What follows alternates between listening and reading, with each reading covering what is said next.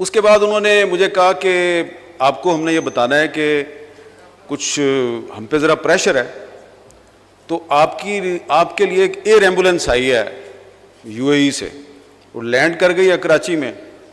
अब हम आपको 2 घंटे में इधर से लेके जाएंगे और फिर खुदा हाफिज़, अब आपका बाकी इलाज जो है वो बाहर होगा।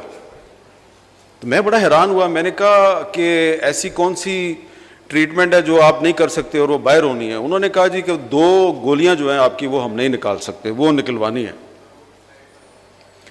तो इस दौरान में मैं चुप कर गया। तो चौधरी साहब, मेरा एक कुलीग जो है वो आया मेरे पास और उसने मुझे एक चीज़ दी, एक धागा सा था।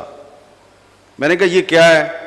उसने कहा यार नीचे हॉस्पिटल के लॉन में बहुत से लोग आपके लिए दुआएं मांग रहे हैं, तो ये कोई गरीब औरत है, बलोचिस्तान की है, ये उसने कोई कहा कि ये इमाम जामन है 5-10 रुपए का, ये उसको दे दो।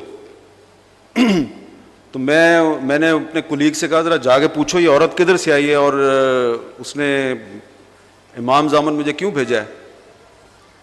तो वो वापस गया और आया, उसने कहा तुर्बत से आई है और वो कहती है कि मेरा बेटा जो है वो लापता है, तो ये मुझे पता है इसको इसलिए गोलियां मारी हैं कि ये लापता लोगों के लिए आवाज़ उठाता है, तो इसलिए मैं इसका तुर्बत से पता लेने आई हूँ। मैंने फ़ौरन डॉक्टर को बुलाया, डॉक्टर इनाम पाल साहब। मैंने डॉक्टर साहब को कहा डॉक्टर साहब मैंने पाकिस्तान से नहीं जाना। कहते हैं क्यों? मैंने कहा लोग मेरे लिए दुआएं मांग रहे हैं, तो मैं ये अपने लिए दुआएं मांगने वालों को छोड़ के चला जाऊँ? मैंने पाकिस्तान से नहीं जाना।